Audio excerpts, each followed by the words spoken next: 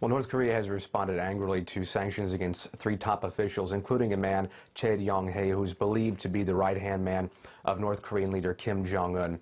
And following a report on human rights abuses in North Korea, the United States followed up these sanctions, targeting these men, sanctioning them for the censorship that exists still within the state of North Korea, brutal repression in North Korea, and as well as the death of young American college student Otto Warmbier last year. So those were some of the items named in the sanctions report that we saw.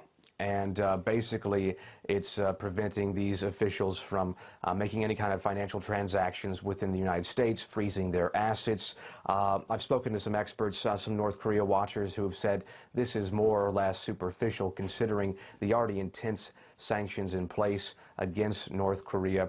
This is not the first set of sanctions we've seen against the North since the summit, though.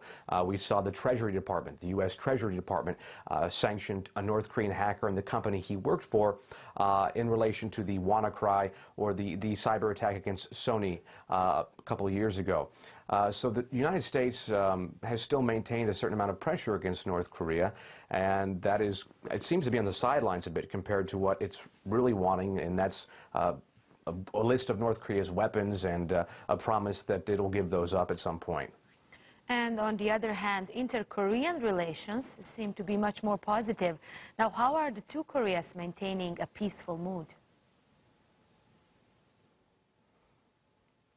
Yeah, we see a lot more progress, or at least things the two Koreas can do without, or at least South Korea can do with North Korea without upsetting the United States too much, or doing things that the United States approves of.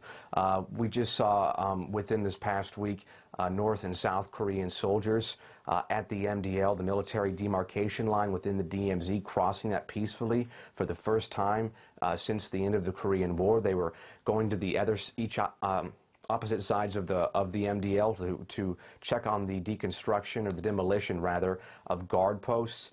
We've seen multiple summits between leader Kim Jong-un and South Korean President Moon Jae-in this year, and President Moon Jae-in maintains that before the end of the year, North Korea and South Korea will hold a launch party, as he's now calling it, or launch ceremony, I should say, for a joint railway project. They want to connect their rail lines, or rather than connect, see that trains are crossing the border again, and it hasn't been that way for many years.